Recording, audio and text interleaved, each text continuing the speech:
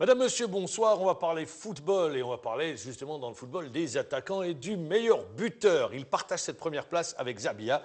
C'est Ghislain Guessant qui est avec nous, l'attaquant de l'Alba. Bonsoir. Bonsoir. Merci d'être avec nous. Je rappelle, vous êtes ivoirien, vous avez grandi en France, formé au Football Club de Nantes, vous êtes passé également par l'Italie et aujourd'hui vous atterrissez en Algérie. 2 saisons à l'Alba, c'est votre deuxième année et votre dernière année, si bien évidemment vous décidez de ne pas reconduire votre contrat.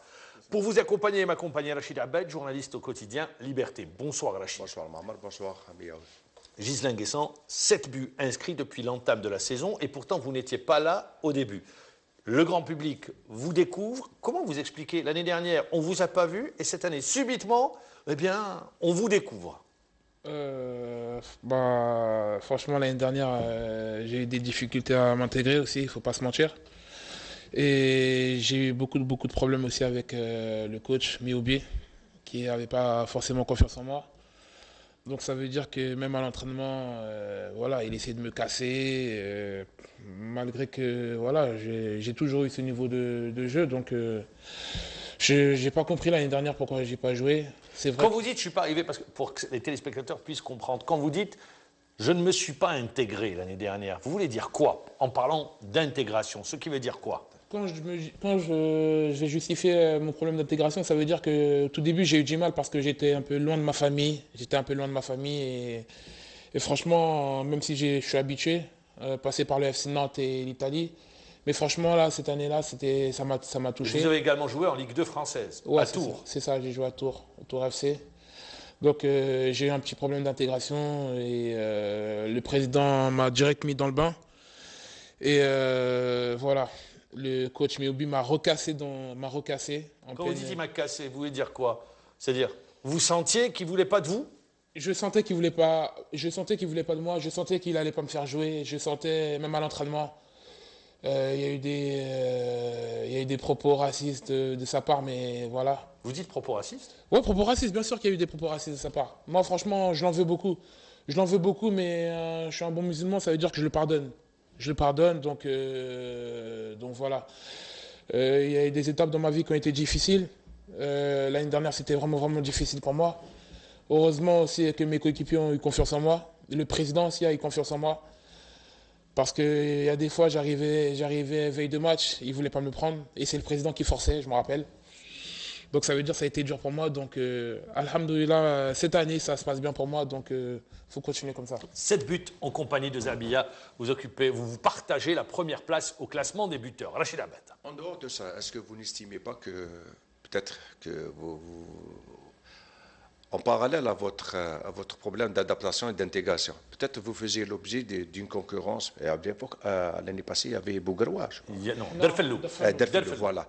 Est-ce que le fait qu'il y avait quand même Derfellou qui était le premier attaquant de l'Alba, c'est ce qui n'a pas permis peut-être à l'entraîneur de vous intégrer parmi l'équipe? D'une part, vous avez raison, mais d'une autre aussi, vous n'avez pas raison. Parce que c'est vrai qu'il avait beaucoup de qualités, Oussama Derfellou. C'était un buteur, comme le championnat algérien a pu connaître. C'est le meilleur buteur du club l'année dernière. C'était le meilleur buteur avec 13 buts. Oui, c'est ça. 13 buts. Donc la concurrence. Franchement, c'était une concurrence. Elle était loyale ou déloyale? Voilà. D'un côté, franchement, d'un côté, elle était loyale et d'un autre côté, elle était déloyale. Parce que... Alors vous dites d'un côté, elle est loyale. Le téléspectateur qui vous écoute, il va se perdre. Alors, il va se perdre, il va dire, elle dit elle est loyale et d'un autre côté, elle est déloyale. Soyez clair. Le coach ne me laissait pas la chance de montrer mes qualités. C'est un bon joueur de Fallou, mais franchement, je pouvais m'associer à lui. Ça veut dire qu'on pouvait changer de système, 4-4-2, on pouvait tenter d'autres tactiques. Mais non, il voulait une pointe et franchement... Pour vous, ça aurait été une bonne association, Derfellou-Guessant? Franchement, on aurait tout éclaté. Moi et Derfellou, on aurait tout éclaté. Quel était votre temps de jeu l'année passée à l'Herba? Maximum. Le temps de jeu pendant toute la saison? La plupart du temps, les matchs me faisaient entrer 15 à 20 minutes. Non, pendant toute la saison, combien vous avez joué, par exemple? J'ai dû jouer... Sur les 30 matchs? Titulaire? Oui, tout le temps, pour voir un petit peu... 12 matchs? Oui. 12 matchs, j'ai dû jouer 2 matchs titulaires. Et sur les autres matchs, que des entrées de jeu de 10-15, maximum 45 minutes quand l'Allemand. Deuxième mi-temps. Ouais, voilà. Voilà, donc vous n'aviez pas la... saison. C'est ce qui explique Mahmoud, parce qu'il y avait une disposition au niveau de la LFP qui disait que voici par exemple un cas concret, là où la LFP avait dit que on ne pouvait plus se permettre de payer des joueurs qu'on ramène de l'étranger avec des fortes devises et qui ne jouent pas. C'est ce qui explique un petit peu, voilà un cas concret. Il ne rentrait pas dans les plans de l'entraîneur. Ça, c'est le choix. L'entraîneur n'avait pas... Parce que rappelons que l'Alba avait débuté avec Mekhazni, puis il y a eu un changement, et puis il y a eu après Mioubi qui est arrivé jusqu'à la fin de la saison avec une finale de Coupe d'Algérie. Moi, je vais revenir à un deuxième aspect. Alors, comment vous expliquez, parce que vous avez grandi à Nantes, célèbre formation connue pour son centre de formation, vous avez joué en France. Cette saison, vous n'êtes pas dit, je vais quitter l'Alba à l'intersaison? Moi, franchement, non, je ne me suis pas dit ça. Je me suis pas dit ça, ça veut dire que, comme tout footballeur, on a tous un rêve dans la tête. Ça veut dire que... D'aller en Europe? D'aller en Europe et jouer dans l'un des plus grands clubs européens. Donc ça veut dire que moi, je me pose pas ces questions-là. Ça veut dire que je travaille et Dieu me donnera la chance d'avoir un grand club. Pour vous, le championnat d'Algérie est un tremplin? Pour moi, le championnat d'Algérie est un tremplin pour moi. Alors, est-ce que, justement, c'est un tremplin? Cet été, vous avez fait des essais ou pas? Oui, juste avant la saison, j'étais en Angleterre, à Bournemouth, en Première Ligue. Le club qui vient d'accéder? Qui vient d'accéder, et j'étais en Allemagne aussi, à Stuttgart. Les essais concluants ou pas? Essais concluants. Bournemouth voulait me faire signer. Mais j'étais sous contrat encore avec le RCA. J'ai pas pu signer. Et le transfert n'a pas pu se faire? Le transfert n'a pas pu se faire. Comment on revient d'une telle expérience? Franchement, En principe, On fait la tête, généralement. Un peu. Voilà, on fait la tête. Bien sûr. Votre compatriote, Amada, a fait des tests au niveau du RC Lens qui n'ont pas été concluants. Il est revenu et il joue maintenant à Sétif. Il a voulu l'année passée à Al-Harraj. Vous savez très bien que lorsqu'on veut évoluer en Europe, si vous ne jouez pas, par exemple, en Algérie, avec des clubs qui jouent la compétition internationale actuellement, en l'occurrence l'USMA, Sétif, et l'année prochaine le MOB, vous ne pouvez pas espérer à une place européenne. Est-ce que vous cherchez, dans votre ambition, vous n'envisagez pas peut-être d'aller chez un club un peu plus huppé qui puisse vous mettre au devant de la scène? Vous parlez de la... Oui, pour en Algérie, pouvoir aller en Europe, pour pouvoir frapper... C'est-à-dire, en d'autres termes, de bénéficier d'une plus grande exposition. Voilà. Tout d'abord, vous avez raison, mais moi c'est différent parce que, comme je vous l'ai dit, j'ai été formé au FC Nantes. Ça veut dire que je suis connu en Europe un peu. Je suis connu en Europe, j'ai joué en Italie. Ça veut dire que j'ai une expérience aussi européenne. Les clubs me connaissent, donc je ne me soucie pas de... Mais pour l'Angleterre, vous avez une deuxième difficulté. Vous avez combien de sélections en équipe de Côte d'Ivoire? Que des sélections jeunes. Que des sélections jeunes. Ça ne vous permet pas de jouer en Angleterre. C'est la grosse difficulté. Moi, je ne savais pas que ça rentrait en compte. Ça rentrait, parce qu'il faut avoir un certain nombre de sélections pour pouvoir jouer en Première Ligue. Ah ouais. Voilà, c'est pour ça que ça aurait été très... Même si c'était concluant. Pour, en revanche, l'Allemagne, c'est complètement différent. Mais comme le dit si bien Rachid Abed, il vient de vous poser la question, quand on a de l'ambition, est-ce que pour vous, qui vous considérez qui êtes attaquant, vous ne dites pas, bon, si je veux également aller...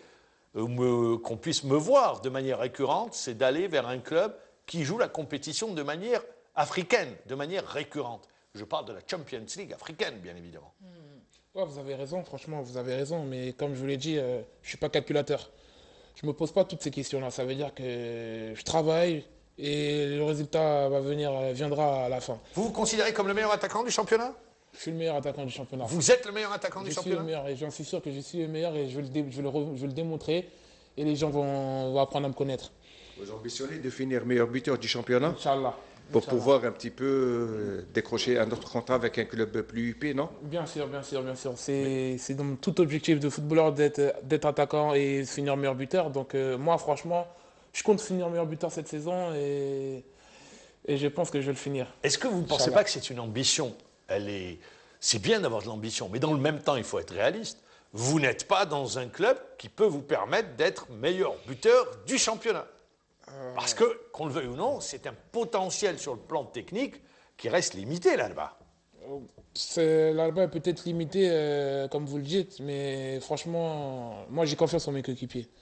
Et je sais que Comme vous connaissez Farid Daoud, il y a qui encore Abel, Khaled, l'immigré, Salim Mercès. Ils sont là pour me donner des bons ballons. Ils sont là pour me donner des bons ballons et je sais que je vais terminer dans le top 3 des meilleurs buteurs. J'en suis sûr. Dans le top 3, vous visez l'une des 3 premières, ça serait déjà très bien. Moi, je dirais, moi, je dirais pardon. Je dirais qu'il a du talent. Pourquoi? Parce que s'il arrive réellement à finir meilleur buteur du championnat, ça sera un titre qui aura beaucoup de valeur. Pourquoi? Parce que Maamar, il est actuellement meilleur buteur avec une équipe dernière au classement général. S'il aurait été meilleur buteur avec une équipe qui joue le haut de tableau, on pourrait dire peut-être qu'il y avait de bons joueurs à côté. Mais être meilleur buteur dans une équipe qui joue la relégation, ça a beaucoup de. Alors, merci de la transition. Oui. Vous êtes dans une équipe qui joue la relégation. C'est dur de se réveiller au lendemain de chaque journée de championnat et de voir que son équipe occupe la dernière place au classement général. Franchement, c'est très, très, très dur. Parce que, franchement, le niveau qu'il y a dans cette équipe, on ne mérite pas cette dernière place. On ne mérite pas parce qu'il y a du jeu. Il y a du jeu dans cette équipe, mais je ne comprends pas. Qu'est-ce que vous comprenez pas? Souvent, je me réveille le matin et je me dis pourquoi? Pourquoi l'Arba? Franchement, je me dis pourquoi l'Arba? Il y a, comme je le répète et je vais toujours vous le répéter, il y a de très très bons joueurs dans cette équipe qui viennent de France, même qui ont été formés à l'US Yeto, Harouche, vous connaissez bien Mudik. Il y a beaucoup de qualité dans l'équipe. Donc vous ne comprenez pas. Mais dans le même temps, est-ce qu'aujourd'hui, la vie dans le vestiaire, il y a eu de la sérénité quand on sait par exemple qu'un joueur comme Harouche a été pris à partie par les supporters parce qu'on annonce, lui-même a annoncé ses contacts avec la JS Kabylie. Est-ce que ça ne rajoute pas, disons, une pression supplémentaire sur l'équipe? Comme je vous l'ai dit, dans l'équipe, il y a des grands garçons. C'est bon, on est tous majeurs et vaccinés, donc ça veut dire que... Oui, mais au moment où vous êtes tous sur le même bateau, vous êtes en galère, un joueur dit, moi je vais aller à la JSK. Après, Houssine Harout, c'est une grande personne. Il sait ce qu'il fait. Il assume tout ce qu'il fait. Donc, ses problèmes et les problèmes du club, franchement, je vais pas trop rentrer dans ce débat-là. Mais j'espère que pour lui, ça ira. Et voilà, que le club sortira de la zone de relégation. Dans le même sillage, moi, sur un autre angle, plusieurs joueurs de l'Herba, quand ils sont passés, je pense qu'il y a même un joueur qui est passé sur ce plateau, ils ont dénoncé un petit peu l'absence des dirigeants qui a pesé lourdement sur le moral des joueurs et sur le rendement de l'équipe sur le terrain. Est-ce que vous l'avez ressenti ça? Il n'y a pas de dirigeant au sein de cette équipe de l'Herba. Il y a une absence totale, il y a une démission totale des responsables. Est-ce que cela n'a pas influé directement sur votre rendement sur le terrain? Moi, franchement, je ne vais pas vous mentir, l'absence des dirigeants, je la ressens pas. Je la ressens pas. Ça veut dire que chaque entraînement, ils essaient d'être là. Mustapha Pikinini, Yeto, que ce soit Badji, que ce soit le secrétaire, ils essayent d'être là. Mais comme il y a des petits problèmes dans le club. Il y a de gros problèmes. Vous êtes gentil. Il y a de gros problèmes. Il y a des problèmes dans le club, donc ça veut dire que c'est... Les joueurs n'ont pas été payés, les salaires ne sont pas assurés, vous vous déplacez, les conditions, il faut le dire, de mise au vert et tout, ça reste très complexe. Vous vivez avec de petits moyens. C'est la réalité, ça. C'est pas un club comme le ESMA ou Mouloudia qui dépense sans compter. On n'a pas un grand budget, donc ça veut dire que... le club doit bien faire les choses et franchement j'espère que ça ira. Vous avez toute une population qui vous soutient, l'Herba et la région d'Herba qui respire football et qui vous pousse, cette population. On a une magnifique ville. Franchement, ils sentent le football. Vous connaissez l'Herba. Franchement, même si on est dernier, ils sont toujours derrière nous, nos supporters. C'est des personnes de bonne famille, il n'y a pas de problème. Moi, depuis que je suis là-bas, j'ai jamais eu de problème. Donc ça veut dire que, franchement, chapeau sur eux et j'espère qu'ils continueront. Je vais revenir à vous. Le match, il y a eu plusieurs entraîneurs. Il y a eu Bilal Djili qui a été entraîneur, Jankovic qui a été entraîneur, et puis le dernier, celui qui est en place, Bouzbia, qui a été adjoint et qui prend le relais. Le déclic sur le plan des résultats, il s'est opéré à quel match? C'est le match du Mouloudia, votre match référence, le match où il y a eu le déclic?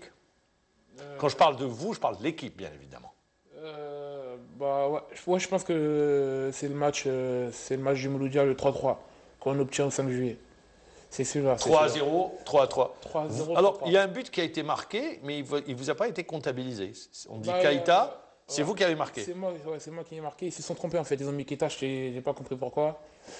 Et franchement, c'était un match surprenant. C'est là où vous prenez confiance dans votre potentiel, dans vos possibilités? Bah, j'ai toujours cru en moi. Pas vous, l'équipe. Je parle l'équipe. Ah, l'équipe. Franchement, ça nous a remonté. Ça nous a remonté le moral. Même nous, même les joueurs, après le match, on a été surpris. 20 minutes, on met 3 buts. Franchement, l'équipe a été surprise et ça nous a donné un boost. Ça nous a boosté. De la confiance. De la confiance. Alors, avant de céder la parole à Rachid Abed, je voudrais revenir sur un aspect. Bilal Zili, Djankovic, Bouzbia. Qu'a fait Bouzbia pour que l'équipe, justement, sur ce match-là, puisse trouver les solutions, marquer 3 buts et enchaîner des résultats? Ne pas connaître la défaite, battre le nez du Sindé, match nul contre la JS Kabylie. Qu'est-ce qui s'est passé Déjà que Bilal n'a pas pu faire ou que Djankovic n'a pas pu faire? Déjà, moi, je n'ai pas connu Bilal Zeri, le coach, l'ancien coach. Qui est honnête du Sindé. Qui est honnête, je ne l'ai pas connu. Il y en a Daniel, c'est un coach que j'ai connu. Pour moi, franchement, ça reste un très très bon coach. Ça n'a pas marché dans la vie, souvent c'est comme ça. Ça marche ou ça ne marche pas. Donc j'espère que ça ira bien, mieux pour lui. Et le coach Bouzbia, franchement, c'est le travail. C'est la confiance. Franchement, il anime l'équipe. C'est une personne très très honnête. Franchement, j'ai pas de problème avec lui. Parce qu'il tente des coups. Il met le gardien titulaire remplaçant. Le troisième gardien, il le met titulaire. Harrouch, il enlève sur un match. Vous faites des résultats. Donc, il tente des coups. Franchement, il tente des coups. Et c'est magnifique ce qu'il fait. Franchement, tout le groupe a confiance en lui et tout le groupe l'aime parce que franchement, c'est une personne, comme je vous le redis et le redis, incroyable. Souvent, il va sortir une tactique, on est surpris. On est là, mais on est surpris. Mais non, coach, comment ça se fait? Mais lui, c'est pas un calculateur. Il fait à sa manière et ça marche. Même si sur le dernier match, on a fait match nul contre la GSK. Très bien. Vous restez sur une belle dynamique, comme a dit Mahmar. Vous revenez 3-3 Mouloudia, vous battez le net 3-1. Puis subitement, vous battez plutôt le net 3-1. Puis subitement, la GSK vient arrêter votre belle série. Est-ce que vous avez sous-estimé cette équipe ou est-ce que vous avez eu la folie des grandeurs? C'est pas normal que vous êtes sur une belle dynamique. Vous avez raté 2 précieux points contre la GSK qui peuvent être très importants des comptes finales. Qu'est-ce qui s'est passé ce jour-là?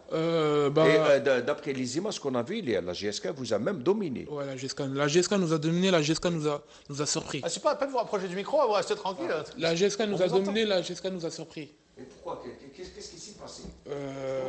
Comme j'ai dit, sur une belle dynamique de victoire, de bons résultats. Qu'est-ce qui s'est passé ce jour-là?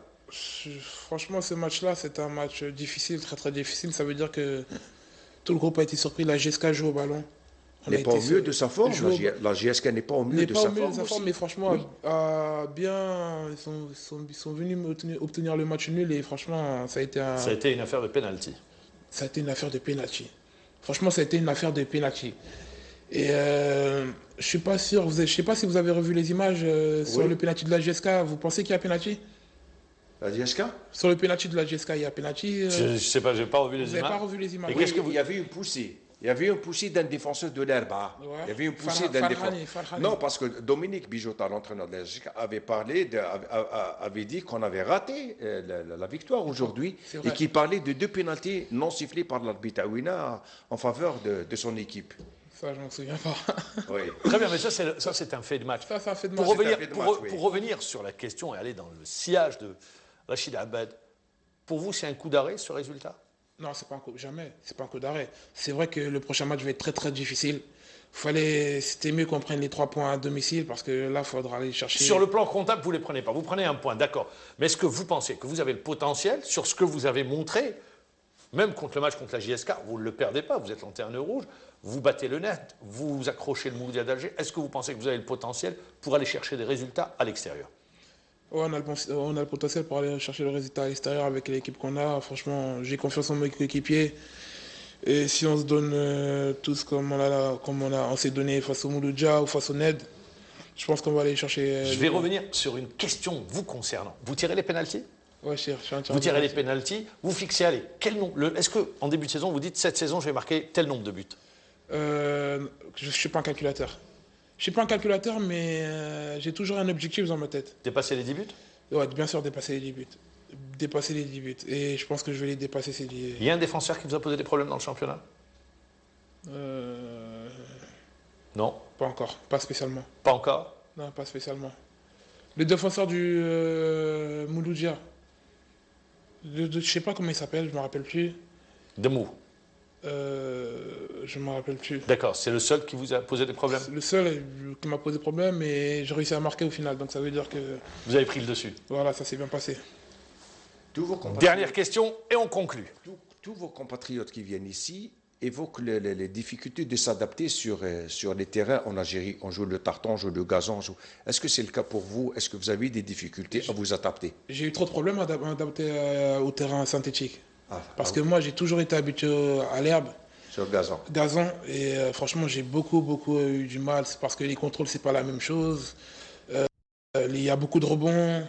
Faut vraiment avoir Ça prend un peu de temps. Ça prend un peu de temps. Il faut vraiment avoir une maîtrise du ballon. Donc, ça a été difficile. Eh bien, Ghislain Guessant, merci encore une fois. Merci On vous à vous. souhaite plein de buts sur cette saison. On est à la 12e journée. Merci. Et bon vent à votre équipe, l'Alba. Merci à Rachid Abed, également beaucoup. journaliste au quotidien Liberté. Merci de nous avoir suivis. On se donne rendez-vous demain.